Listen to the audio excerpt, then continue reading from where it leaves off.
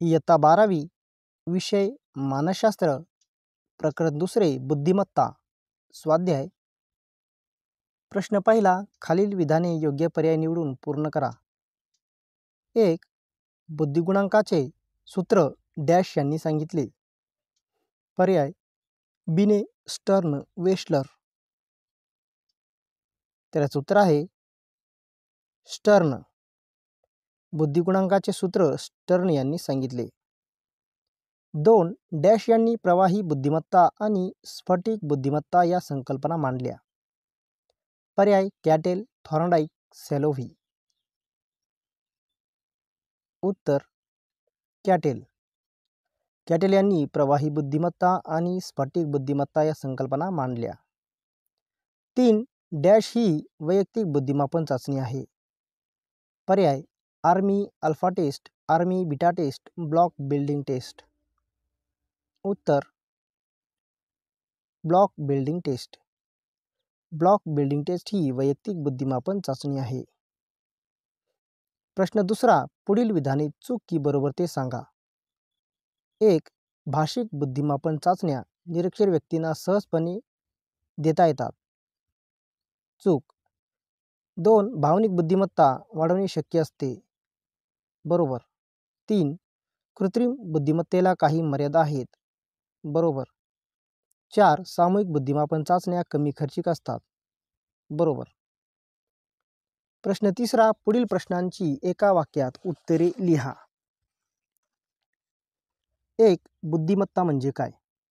उत्तर जगाला समजून घेण्यासाठी, तर्कनिष्ठ विचार करण्यासाठी आणि आव्हानांना सामोरे जाताना उपलब्ध संसाधनांचा उपयोग करून घेण्यासाठी वापरली जाणारी व्यापक क्षमता म्हणजे बुद्धिमत्ता होय. 2. बुद्धिमापन चाचण्यांचा जनक कोण?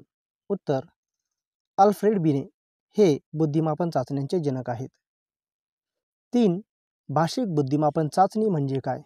उत्तर ज्या बुद्धिमापन चाचण्या बुद्धिमापनासाठी भाषेचा म्हणजे शब्दांचा किंवा अंकांचा वापर करतात त्या बुद्धिमापन चाचण्यांना भाषिक बुद्धिमापन चाचण्या म्हणतात. 4. वैयक्तिक बुद्धिमापन चाचण्या म्हणजे काय? उत्तर ज्या बुद्धिमापन चाचण्या एका वेळी केवळ एकाच व्यक्तीला देता येतात त्या बुद्धिमापन चाचण्यांना वैयक्तिक बुद्धिमापन चाचण्या म्हणतात. प्रश्न 4. पुढील संज्ञा स्पष्ट करा. 1. मानसिक वय. उत्तर मानसिक वय ही संकल्पना सर्वप्रथम अल्फ्रेड बिने यांनी मांडली. अल्फ्रेड बिने यांच्या मते व्यक्तीचा मानसिक विकास तिच्या शारीरिक वयाइतका असतोच असे नाही. अल्फ्रेड बिने यांनी विशिष्ट वयोगटासाठी उपचाचण्या तयार केल्या व विविध व्यक्तींच्या मानसिक वयाचे मापन केले. व्यक्ती ज्या विशिष्ट वयासाठीची चाचणी अचूकपणे सोडवते ते वय म्हणजे त्या व्यक्तीचे मानसिक वय होय. मानसिक वयाची संकल्पना पुढील उदाहरणांद्वारे स्पष्ट करण्यात आली आहे. व्यक्ती, शारीरिक वय, ज्या वयाच्या चाचणीतील सर्व घटक व्यक्तीने अचूकपणे सोडवले असे वय, आणि मानसिक वय वर्षांत.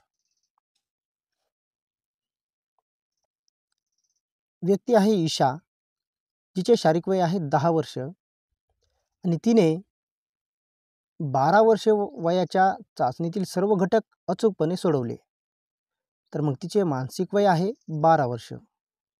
व्यक्ती आहे अंकित, ज्याचे शारीरिक वय आहे 10 वर्ष आणि त्याने 10 वर्ष वयाच्या चाचणीतील सर्व घटक अचूकपणे सोडवले, तर त्याचे मानसिक वय असेल 10 वर्ष.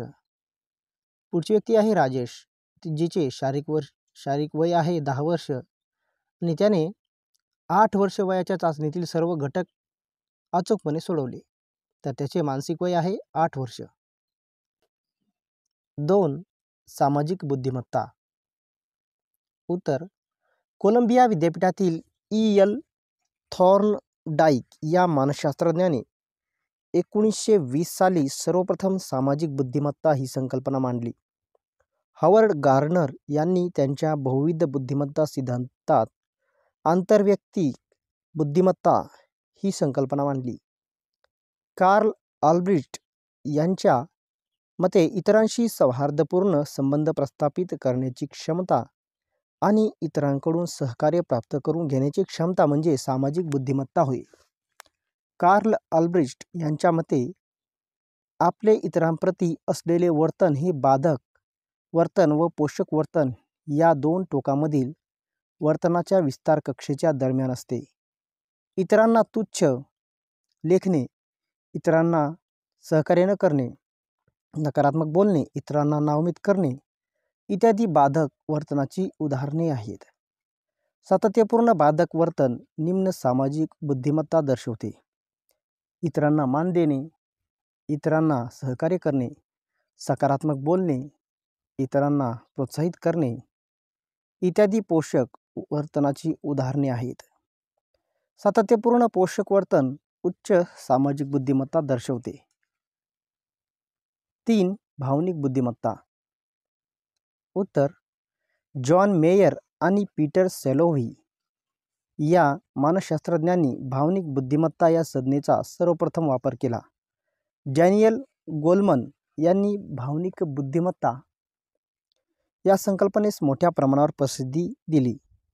जॉन मेयर आणि पीटर सॅलोव्ही यांच्या मते स्वतःच्या व इतरांच्या भावनांच्या आकलनाची व त्यांच्या व्यवस्थापनाची क्षमता, भावनांमधील फरक जाणून घेण्याची क्षमता आणि या माहितीच्या आधारे स्वतःच्या विचारांना आणि वर्तनांना दिशा देण्याची क्षमता म्हणजे भावनिक बुद्धिमत्ता होय.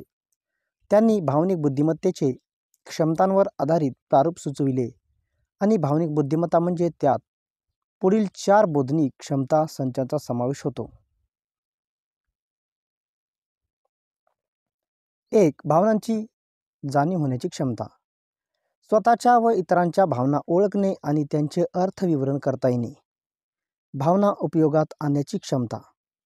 विचार करणे आणि समस्या सोडविणे या बौद्धिक कार्याकरिता भावनांशी संबंधित माहिती उपयोगात आणता येते. 3. भावना समजावून घेण्याची क्षमता. भावनिक भाषा लक्षात घेता येणे आणि विविध भावनांमधील संबंधांचे आकलन करून घेता येणे. 4. भावनांचे व्यवस्थापन करण्याची क्षमता. स्वतःच्या आणि इतरांच्या भावनांचे व्यवस्थापन करता येणे. प्रश्न 5वा.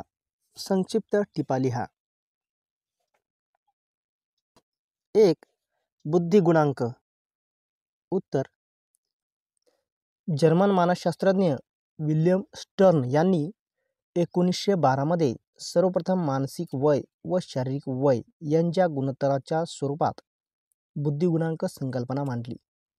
स्टर्न यांनी सूत्राद्वारे बुद्धिगुणांकाचे मापन केले. त्यानंतर टर्मन यांनी मानसिक वय व शारीरिक वय यांच्या गुणोत्तराला 100 ने गुणून सूत्रात सुधारणा केली. हे सूत्र पुढील प्रमाणे आहे. बुद्धिगुणांक बरोबर मानसिक वय भागिले शारीरिक वय गुणिले 100. बुद्धिगुणांकाची संकल्पना या उदाहरणाद्वारे स्पष्ट करण्यात आली आहे. व्यक्ती, मानसिक वय, शारीरिक वय. मानसिक वय व शारीरिक वय यांचा संबंध आणि बुद्धिगुणांक. तर यामध्ये व्यक्ती आहे ईशा, जिचे मानसिक वय आहे 12 वर्ष आणि शारीरिक वय जे आहे ते आहे 10 वर्ष. तर मानसिक वय व शारीरिक वय याचा काय संबंध आहे, तर मानसिक वय हे शारीरिक वयापेक्षा जास्त आहे आणि तिचा बुद्धिगुणांक 120 आहे, म्हणजेच तो सामान्यपेक्षा अधिक आहे. दुसरी व्यक्ती आहे अंकित, ज्याचे मानसिक वय आहे 10 वर्ष आणि शारीरिक वय आहे 10 वर्ष. तर याचा संबंध काय आहे, मानसिक वय शारीरिक वय इतकेच आहे आणि बुद्धिगुणांक जो आहे तो 100 आहे, म्हणजे सामान्य आहे. तिसरी व्यक्ती आहे राजेश, ज्याचे मानसिक वय आहे 8 वर्ष आणि शारीरिक वय आहे 10 वर्ष. तर मानसिक वय व शारीरिक वय यांचा संबंध जो आहे तो आहे मानसिक वय शारीरिक वयापेक्षा कमी आहे आणि बुद्धिगुणांक कसा आहे तर 80 आहे, म्हणजे सामान्यपेक्षाही त्याचा बुद्धिगुणांक कमी आहे. 2. चार्ल्स स्पिअरमन यांचा बुद्धिमत्ता सिद्धांत. उत्तर: 1927 मध्ये स्पिअरमन यांनी घटक विश्लेषण या सांख्यिकीय तंत्राचा उपयोग करून बुद्धिमत्तेचे सामान्य घटक आणि विशेष घटक हे 2 घटक स्पष्ट केले. त्यांच्या मते दैनंदिन जीवनातील कार्ये पार पाडण्यासाठी आवश्यक असणारी किमान सक्षमता म्हणजे बुद्धिमत्तेचा सामान्य घटक होय. तर विशिष्ट क्षेत्रातील समस्या सोडवण्यासाठी आवश्यक असणारी किमान सक्षमता म्हणजे बुद्धिमत्तेचा विशेष घटक होय. बुद्धिमत्तेचा सामान्य घटक सर्वांमध्ये जवळपास सारखाच असतो, परंतु विशेष घटक भिन्न भिन्न असतो. 3. भाषिक बुद्धिमापन चाचण्या. उत्तर: ज्या बुद्धिमापन चाचण्या बुद्धिमापनासाठी भाषेचा म्हणजे शब्दांचा किंवा अंकाचा वापर करतात, त्या बुद्धिमापन चाचण्यांना भाषिक बुद्धिमापन चाचण्या म्हणतात. या चाचण्यांमध्ये चाचणी देणाऱ्या व्यक्तीला चाचणीतील प्रश्नांची उत्तरे देण्यासाठी भाषेचा वापर करावा लागतो. Army alpha test, Wechsler adult intelligence scale इत्यादी भाषिक बुद्धिमापन चाचण्यांची उदाहरणे आहेत. 4. अभाषिक बुद्धिमापन चाचण्या. उत्तर: ज्या बुद्धिमापन चाचण्या बुद्धिमापनासाठी चित्रे, आकृत्या, भौतिक वस्तू इत्यादींचा वापर करतात, परंतु कुठेही भाषेचा वापर केला जात नाही, त्या चाचण्यांना अभाषिक बुद्धिमापन चाचण्या म्हणतात. या चाचण्यामध्ये चाचणी देणाऱ्या व्यक्तीला चाचणीतील प्रश्नांची उत्तरे देण्यासाठी भाषेचा वापर करावा लागत नाही. अभाषिक बुद्धिमापन चाचण्यांचे कृती चाचणी आणि पेपर पेन्सिल चाचणी असे 2 प्रकार पडतात. कोह यांची ब्लॉक डिझाइन टेस्ट, अलेक्झांडर यांची pass along test, Merrill Palmer यांची block building test, doctor Bhatia यांची अभाषिक बुद्धिमापन चाचणी इत्यादी अभाषिक कृती बुद्धिमापन चाचण्यांची उदाहरणे आहेत. रॅव्हन्स यांची स्टँडर्ड प्रोग्रेसिव्ह मेट्राइसेस, रॅव्हन्स यांची कलर प्रोग्रेसिव्ह मेट्राइसेस इत्यादी अभाषिक पेपर पेन्सिल बुद्धिमापन चाचण्यांची उदाहरणे आहेत. 5. कृत्रिम बुद्धिमत्ता. उत्तर: मानवी बुद्धीसारखी विचार करण्याची आणि अनुभवातून शिकण्याची क्षमता यंत्रांमध्ये व त्यांना चालवणाऱ्या सॉफ्टवेअर प्रोग्राम्समध्ये आणणे म्हणजे कृत्रिम बुद्धिमत्ता होय. कृत्रिम बुद्धिमत्ता ही संगणकशास्त्र, सांख्यिकी, भाषा, तत्त्वज्ञान आणि मानसशास्त्र अशा अनेक ज्ञानशाखांचा संगम आहे. कृत्रिम बुद्धिमत्तेचा वापर करणारी उपकरणे. तर यामध्ये आहेत स्वयंचलित गाड्या, संगणक, रोबोट्स, वैद्यकीय निदानाकरिता वापरले जाणारे उपकरणे, भाषांतर उपकरणे, स्वयंचलित क्षेपणास्त्र, चॅटबॉट्स. मानवी बुद्धिमत्तेतून कृत्रिम बुद्धिमत्ता निर्माण झाली आहे. मानवी बुद्धिमत्तेला तुलनेने मर्यादा नाहीत. कृत्रिम बुद्धिमत्तेला मर्यादा आहेत. अनुभवातून बदलत जाणारे ज्ञान, कल्पनाशक्ती, भावना, नीतिमत्ता, सामाजिक मूल्य इत्यादी घटकांमुळे मानवी बुद्धिमत्ता अधिक सापेक्ष निर्णय घेऊ शकते. कृत्रिम बुद्धिमत्ता केवळ साठवलेल्या माहितीचे विश्लेषण करून निर्णय घेते. कृत्रिम बुद्धिमत्तेच्या तुलनेत मानवी बुद्धिमत्ता श्रेष्ठ ठरते. त्यामुळे मानवी बुद्धिमत्तेला कृत्रिम बुद्धिमत्ता सर्वार्थाने पर्याय होऊ शकत नाही. दैनंदिन जीवनातील विविध कार्ये पार पाडण्यासाठी किंवा विविध जटिल समस्या सोडवण्यासाठी आज कृत्रिम बुद्धिमत्तेचा मोठ्या प्रमाणावर वापर केला जात आहे. उदाहरणार्थ, आवाज ओळखणे, मानवी भाषा समजून घेणे, ईमेलमधील स्पॅम ईमेल ओळखणे, रोगांचे निदान करणे, आर्थिक व्यवहारातील घोटाळे शोधणे, हवामानाचे अंदाज वर्तवणे. प्रश्न 6.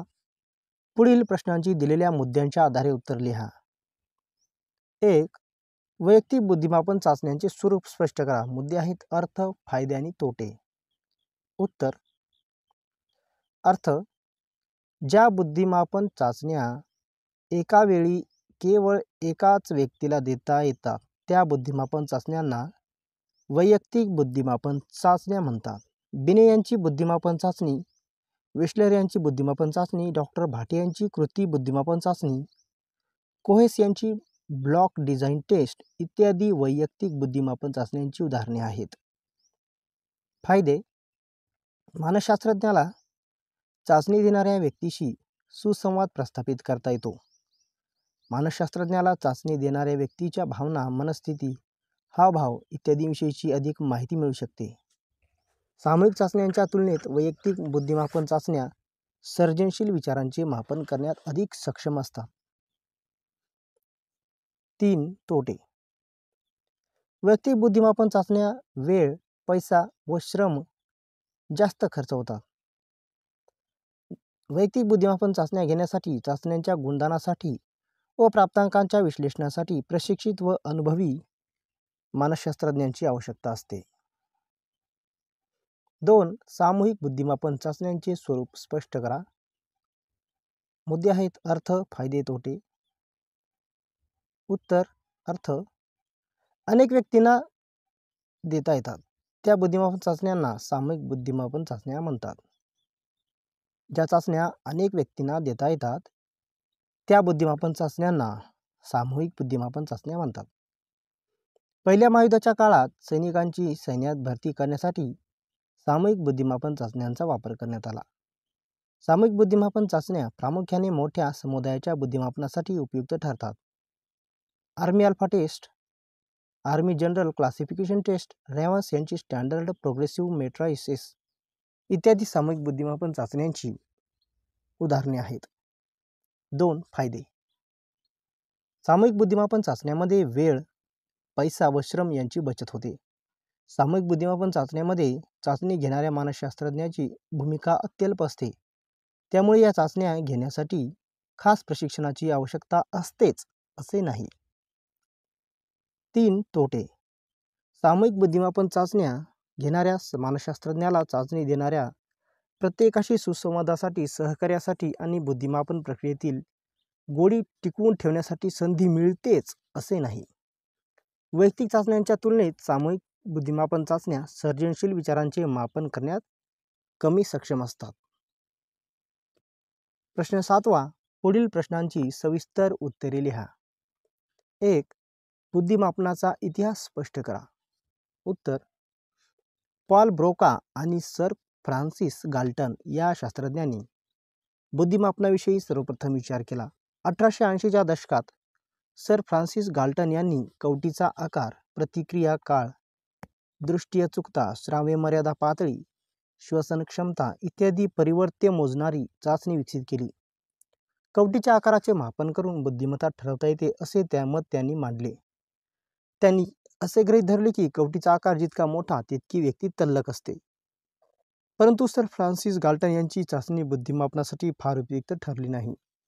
1890च्या दशकाच्या सुरुवातीस रेमंड कॅटेल या सर फ्रान्सिस गाल्टन यांच्या प्रयोगशाळेतील सहकार्याने अमेरिकेत प्रयोगशाळा उभारल्या. त्यावेळी रेमंड कॅटेल यांनी मानसिक चाचणी या संकल्पनेचा मानसशास्त्रीय लिखाणात सर्वप्रथम वापर केला. रेमंड कॅटेल यांनी वैज्ञानिक कार्यांद्वारे बुद्धिमत्तेचे मापन करता येते या सर फ्रान्सिस गाल्टन यांच्या मतास दुजोरा दिला. परंतु त्यांच्या गुरूंच्या विचारप्रवाहात नव्याने भर घातली. रेमंड कॅटेल यांनी असे स्पष्ट केले की चाचण्या या प्रमाणित पद्धतीनेच दिल्या गेल्या पाहिजेत, जेणेकरून व्यक्तीमधील किंवा निरनिराळ्या वेळी दिलेल्या चाचण्यांच्या प्राप्तांकांची तुलना करणे शक्य होईल. 20व्या शतकाच्या सुरुवातीस पॅरिसमधील शालेय अधिकाऱ्यांना काही विद्यार्थी कोणतेही वैद्यकीय किंवा परिवेशीय कारण नसतानाही परीक्षेत सातत्याने अपयशी का ठरत आहेत याविषयीची कारणे समजून घेण्याची तीव्र इच्छा होती. त्यातूनच बिने सायमन चाचणीची निर्मिती झाली. फ्रेंच मानसशास्त्रज्ञ आल्फ्रेड बिने यांनी त्यांच्या सायमन या सहकार्याच्या मदतीने 1905 साली पहिली बुद्धिमापन चाचणी प्रकाशित केली. त्यामुळेच आल्फ्रेड बिने यांना बुद्धिमत्ता चाचण्यांचे जनक मानले जाते. बिने सायमन चाचणी तर्क करणे, यमक जुळणारे शब्द ओळखणे, वस्तूंची नावे सांगणे इत्यादी घटकांचा समावेश होतो. या चाचणीत 1908 साली व पुन्हा 1911 साली सुधारणा करण्यात आल्या. स्टॅनफोर्ड विद्यापीठातील लेवी स्टरमन यांनी 1916 मध्ये बिने सायमन चाचणीत काही घटकांत बदल केला. काही घटकांत बदल करून नव्याने काही घटकांचा समावेश करून नवीन वय मानदंड विकसित करून व चाचणीची वयोमर्यादा वाढवून सुधारणा केल्या. या सुधारित चाचणीला स्टॅनफोर्ड बिने बुद्धिमापन चाचणी म्हणून ओळखले जाऊ लागले. स्टॅनफोर्ड बिने बुद्धिमापन चाचणीत 1937, 1960, 1962, 1986 आणि 2004 साली सुधारणा करण्यात आल्या. 1914 साली पहिले महायुद्ध सुरू झाले. त्यानंतर 1917 साली रॉबर्ट यर्क्स यांनी इतर सहकाऱ्यांच्या मदतीने आर्मी अल्फा टेस्ट आणि आर्मी बीटा टेस्ट या बुद्धिमापन चाचण्या तयार केल्या. या बुद्धिमापन चाचण्या सैनिकांची सैन्यात भरती करताना वापरण्यात आल्या. पहिल्या महायुद्धानंतरच्या कालावधीत बुद्धिमापनाचे महत्त्व वाढत गेले. 1939 साली दुसऱ्या महायुद्धाच्या काळात पुन्हा सैनिकांची सैन्यात भरती करण्यासाठी आर्मी जनरल क्लासिफिकेशन टेस्ट या बुद्धिमापन चाचणीचा मोठ्या प्रमाणावर वापर करण्यात आला. डेव्हिड वेशलर यांनी 1939 साली वेशलर-बेलेव्ह चाचणी प्रकाशित केली. या चाचणीत 1955 साली सुधारणा करण्यात आली व ही सुधारित चाचणी वेशलर ॲडल्ट इंटेलिजन्स स्केल म्हणजेच वेशलर यांची प्रौढांकरिता बुद्धिमत्ता चाचणी या नावाने ओळखली जाऊ लागली. वेस ही चाचणी प्रौढ व्यक्तींच्या बुद्धिमापनासाठी उपयुक्त ठरते. कार्ल पियर्सन यांनी 2008 साली WAIS चाचणीची 4थी आवृत्ती प्रकाशित केली. डेव्हिड वेशलर यांनी लहान मुलांच्या बुद्धिमापनासाठी ही चाचणी तयार केली. ही चाचणी वेशलर इंटेलिजन्स स्केल फॉर चिल्ड्रन वेशलर यांची मुलांकरिता बुद्धिमत्ता चाचणी या नावाने ओळखली जाते. या चाचण्याव्यतिरिक्त इतर अनेक मानसशास्त्रज्ञांनी निरनिराळ्या बुद्धिमापन चाचण्या तयार केल्या आहेत. 2. बुद्धिमापनाचे अनेक क्षेत्रात उपयोग आहेत. सोदाहरण स्पष्ट करा. उत्तर: व्यक्तीमधील भिन्नता जाणून घेण्याच्या दृष्टीने बुद्धिमापनाला सुरुवात झाली. आज बुद्धिमापनाचे विविध क्षेत्रांत व्यावहारिक उपयोजन दिसून येते. आज शिक्षण संस्था, बालमार्गदर्शन केंद्रे, कामगार निवड केंद्रे, आरोग्य निदान केंद्रे इत्यादी क्षेत्रात बुद्धिमापन चाचण्यांचा वापर होतो. पुढील काही क्षेत्रांत बुद्धिमापन चाचण्यांचा मोठ्या प्रमाणावर वापर केला जातो. 1. प्रभावी शिक्षण. बुद्धिमापन चाचण्याचा वापर इतर व्यक्तींना आणि शैक्षणिक संस्थांना शैक्षणिकदृष्ट्या मागे पडणाऱ्या विद्यार्थ्यांच्या समस्या ओळखण्यात व त्याच्या समस्या सोडवण्यात उपयुक्त ठरतात. ठराविक कालावधीच्या अंतराने बुद्धिमापन करून शिक्षकांना विद्यार्थ्यांचे बुद्धिगुणांकानुसार विविध गटांत वर्गीकरण करता येते. त्यानुसार अध्यापन कार्यक्रमांचे नियोजन करणे शक्य होते व त्याद्वारे अभ्यासात मागे पडणाऱ्या विद्यार्थ्यांना विकासाची सामान्य पातळी गाठण्यात मदत करता येते. 2. मानसिक स्वास्थ्य सहाय्यता. बुद्धिमापन चाचण्या चिकित्सकांना लाभार्थीच्या बुद्धीची पातळी मोजण्याकरिता उपयुक्त ठरतात. बुद्धिमापन चाचण्या चिकित्सकांना निदान करण्यासाठी, लाभार्थीची अस्वास्थ्यातून सुधारण्याची शक्यता आजमावण्यासाठी, उपचाराची दिशा ठरविण्यासाठी तसेच पुनर्वसनात्मक कार्यक्रमाची आखणी करण्यासाठी उपयुक्त ठरतात. 3. प्रभावी पालकत्व. बुद्धिमापन चाचण्या पालकांना आपल्या पाल्याची बौद्धिक क्षमता जाणून घेण्यात मदत करतात. बुद्धिगुणांकाविषयीची माहिती पालकांना त्यांच्या पाल्यांसाठी सुयोग्य आणि शैक्षणिक सुविधा पुरवण्यात व पाल्यांकडून वास्तव अपेक्षा ठेवण्यात उपयुक्त ठरते. 4. शैक्षणिक समुपदेशन. बुद्धिमापन चाचण्या विद्यार्थ्यांना त्यांच्या बौद्धिक क्षमतांना साजेसा शिक्षणक्रम निवडण्यास उपयुक्त ठरतात. त्यामुळे अपयश, वेळेचा आणि पैशाचा अपव्यय इत्यादी समस्या कमी होतात व यशस्वी होण्याच्या शक्यता वाढते. 5. व्यावसायिक समुपदेशन. बुद्धिमापन चाचण्या लोकांना त्यांच्या बौद्धिक क्षमतांना साजेसा नोकरी, व्यवसाय निवडण्यास उपयुक्त ठरतात. त्यामुळे गैरहजेरी, कार्य असमाधान इत्यादी समस्या कमी होतात व समाधानाने व आनंदाने जीवन जगण्याच्या शक्यता वाढतात. 3. उच्च सामाजिक बुद्धिमत्ता असलेल्या व्यक्तींची लक्षणे स्पष्ट करा. उत्तर: उच्च सामाजिक बुद्धिमत्ता असलेल्या व्यक्तींची काही लक्षणे पुढीलप्रमाणे आहेत. 1. अशा व्यक्ती इतरांना चांगल्या प्रकारे समजू शकतात व इतरांशी परिणामकारक संवाद साधू शकतात. 2. अशा व्यक्तीत स्वतःच्या शाब्दिक आणि अशाब्दिक अभिव्यक्तींवर नियंत्रण ठेवण्याची क्षमता असते. 3. अशा व्यक्ती उत्तम वक्ता व उत्तम श्रोता असतात. 4. अशा व्यक्तीत इतरांच्या भावना, प्रेरणा, गरजा आणि इच्छा समजून घेण्याचे कौशल्य असते. 5. अशा व्यक्तींना सामाजिक गतिशीलतेचे प्रभावीपणे आकलन होते. 6. अशा व्यक्तींचा दृष्टिकोन इतरांशी व्यवहार करताना दृष्टिकोन लवचिक असतो. 7. अशा व्यक्ती ध्येयप्रेरित, चिकाटी असणाऱ्या आणि आत्मविश्वासू असतात. 8. अशा व्यक्ती सामाजिक संघर्ष सोडवू शकतात. 9. अशा व्यक्ती यशस्वीपणे तडजोड करतात. 10. अशा व्यक्ती इतरांशी वैयक्तिक व व्यावसायिक नातेसंबंध वृद्धिंगत करू शकतात.